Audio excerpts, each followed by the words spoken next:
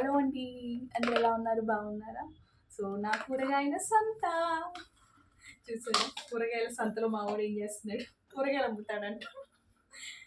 కరివేపాకునండి చక్కగా తీసి ఒక పక్కన పెట్టాను.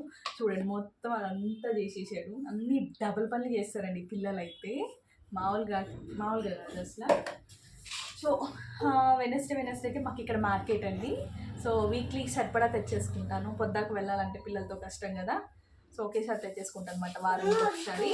నేనేం తీసుకున్నానో చెప్పేసైనా మీకు. కూరగాయలు బెండకాయ, మిర్చి. ఈ వారం టమాటాలండి కేజీ 100 రూపీస్ చెప్పారు. మరి అన్ని చోట్ల అంతేనో కాదో నాకైతే తెలియదు, కానీ 100 రూపీస్ చెప్పారు. ఎందుకని చెప్పి హాఫ్ కేజీ తీసుకున్నాను. మామూలుగా అయితే నేను ఎక్కువ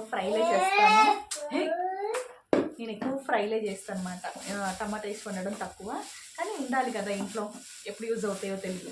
లేనప్పుడే మనకు గుర్తొస్తాయి అన్నమాట టమాటాలు ఎక్కువ.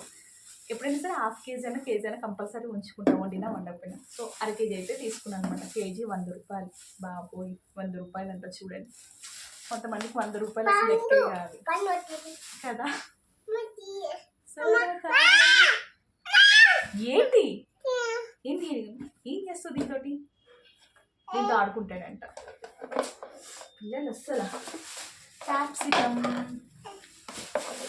వంకాయ, క్యారెట్, ఆలు,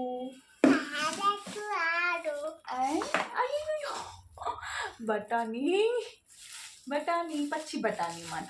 బాగుంటుంది, ఏమన్నా బిర్యానీ వాటిలో చేసుకున్నప్పుడు వేసుకోవచ్చు. కర్రీలో కూడా బాగుంటుంది, ఆలు కర్రీలోకి. జాంకాయ,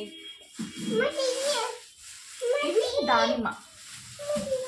చూసారా అస్సలా ఏం చేస్తావు దీంతో? ఏదో కూడా పని చేస్తావు. గోంగూర ఆకుకూరలు హెల్త్కి చాలా మంచిదండి. సో వీక్లీకి 2 or 1 టైం అన్నా తినాలి.